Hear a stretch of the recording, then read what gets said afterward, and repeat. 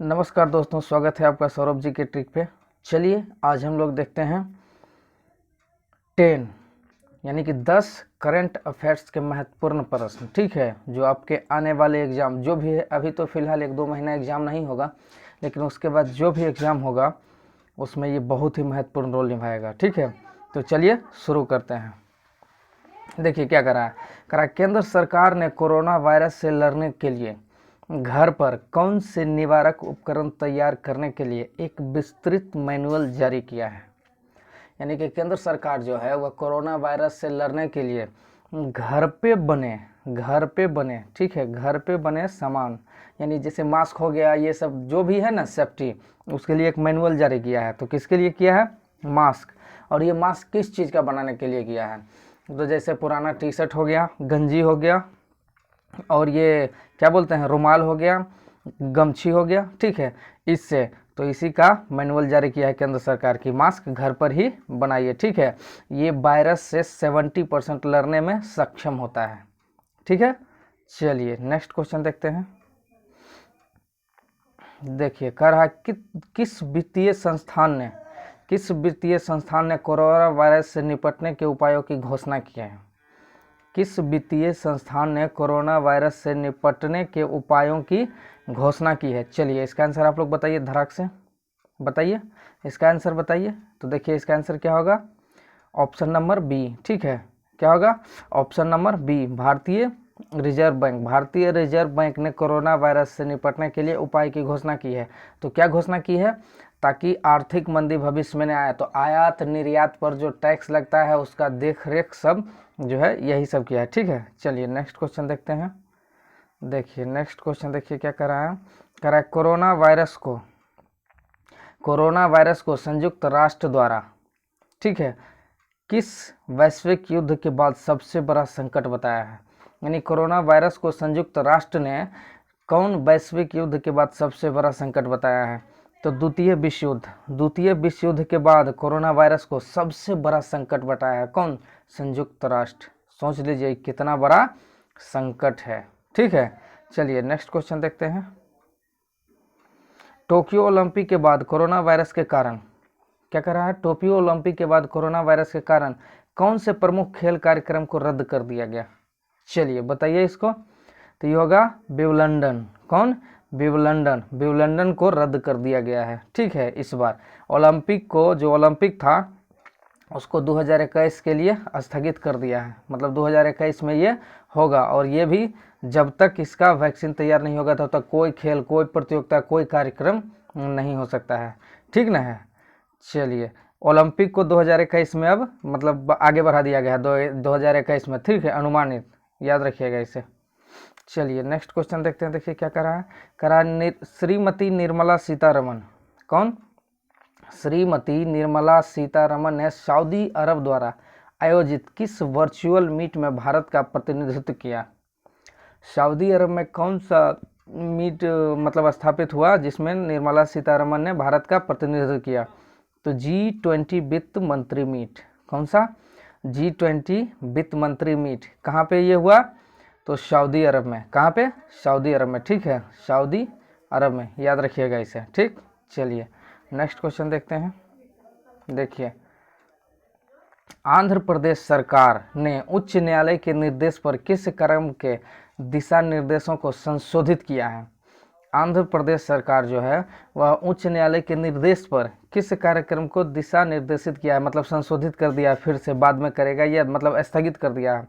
तो कौन है? नवतनालू पदलनादगी इलू नाम है ये साउथ का। ठीक है, देखिए इसको, इसके ये है क्या? ठीक है, तो ये देखिए आंध्र प्रदेश सरकार की एक स्कीम है। ठीक है, ये राज्य की योजना है कि जो सफ़ेद कार्डधारी वहाँ पे होता है, सफ़ेद, ठीक है, उसको 1 रुपया में राशन उपलब्ध कराना। ठीक है, ये सब होता है वहाँ पे। तो इस सब जो है ना, इसको संशोधित करने के लिए कौन थी दिशा निर्देश दिया है? उच्च न्यायालय, आंध्र प्रदेश उच्च न्यायालय। ठीक है, चलिए नेक्स्ट क्वेश्चन देखते हैं। चलिए देखिए क्या कह रहा है। कह रहा है विश्व बैंक ने किस देश की कोविड-19 प्रतिक्रिया परियोजना के लिए $1 बिलियन की पेशकश की है? विश्व बैंक ने किस देश की कोविड-19 यानी भारत, यहाँ पे आंसर क्या होगा भारत की कोविड-19 प्रतिक्रिया परियोजना के लिए $1 बिलियन देने की घोषणा की। यानी विश्व बैंक भारत को $1 बिलियन देगा कोविड-19 से लड़ने के लिए। ठीक है, चलिए मोदी जी बहुत अच्छा काम कर रहे हैं, ठीक ना। चलिए नेक्स्ट क्वेश्चन देखते हैं। देखिए कह रहा है कि केंद्र सरकार ने किस राज्य या केंद्र शासित प्रदेश के लिए अधिवास नियम को फिर से परिभाषित किया है। केंद्र सरकार जो है वह किस राज्य या केंद्र शासित प्रदेश, भारत में 2 ही ना है, केंद्र राज्य या केंद्र शासित प्रदेश, तो लिए अधिवास नियम को फिर से परिभाषित किया है, तो ये होगा जम्मू कश्मीर। कहाँ, जम्मू कश्मीर। ठीक है, अब देखिए क्या कर रहा है, हाँ अधिवास नियम है क्या, तो जो केंद्र शासित प्रदेश है उसमें 15 वर्ष, यानी कि जम्मू कश्मीर में अगर 15 वर्ष से कोई रह रहा है तो वहाँ का वो नागरिक हो जाएगा। ठीक है, केंद्र शासित प्रदेश का वो नागरिक हो जाए, यही है। अच्छा, जम्मू कश्मीर अभी वर्तमान में टूटकर 2 भाग में बंट गया। ठीक है, दोनों केंद्र शासित प्रदेश हैं और एक में विधानसभा है और एक में नहीं है। तो लेह जो लद्दाख है उसकी राजधानी है लेह। ठीक है, राज्यपाल हैं, उपराज्यपाल होते हैं, उपराज्यपाल हैं RK माथुर। ठीक है, वहाँ पे विधानसभा नहीं है, 2 जिला है सिर्फ, लेह और कारगिल। ठीक है, जम्मू कश्मीर में विधानसभा है। ठीक है, फिर भी यहाँ पे मुख्यमंत्री नहीं है, यहाँ पे जो है गिरीश चंद्र मुर्मू, कौन है, गिरीश चंद्र मुर्मू उपराज्यपाल है। ठीक है, यहाँ पे 22 जिला है जम्मू कश्मीर में और उसकी राजधानी है श्रीनगर, जो था जम्मू कश्मीर की राजधानी श्रीनगर। ठीक है, चलिए नेक्स्ट क्वेश्चन देखते हैं क्या कह रहा है। देखिए कह रहा है कि राष्ट्रीय ताप विद्युत निगम लिमिटेड का नया मानव संसाधन निदेशक कौन है। चलिए बताइए इसका, कि राष्ट्रीय ताप विद्युत निगम लिमिटेड, इसका हो गया NTPC। ठीक है, NTPC national thermal power corporation. ठीक है, तो चलिए बताइए कौन है नया मानव संसाधन, किसे नियुक्त किया गया, तो D, इनका आंसर क्या होगा, दिलीप कुमार पटेल। कौन होगा, दिलीप कुमार पटेल। ठीक है, दिलीप कुमार पटेल जो हैं इनको कि ताप विद्युत निगम लिमिटेड का नया मानव संसाधन निदेशक नियुक्त किया गया। ठीक है, और ये कौन किया है नियुक्त, तो NTPC national thermal power corporation limited. ठीक है, NTPC। ठीक, चलिए नेक्स्ट क्वेश्चन देखते हैं। नेक्स्ट और लास्ट क्वेश्चन देखिए क्या कह रहा है, कह रहा है कोरोना वायरस के कारण मानव संसाधन विकास मंत्रालय ने CBSE को निर्देश दिया है कि सभी छात्रों को किस कक्षा तक अगले स्तर तक पदोन्नत किया जाए। ठीक है, मानव संसाधन विकास मंत्रालय यानी कि शिक्षा मंत्री अभी कौन है, तो रमेश पोखरियाल निशंक। कौन है, रमेश पोखरियाल निशंक। ठीक है, मानव संसाधन विकास मंत्री उन्हीं को कहा जाता है।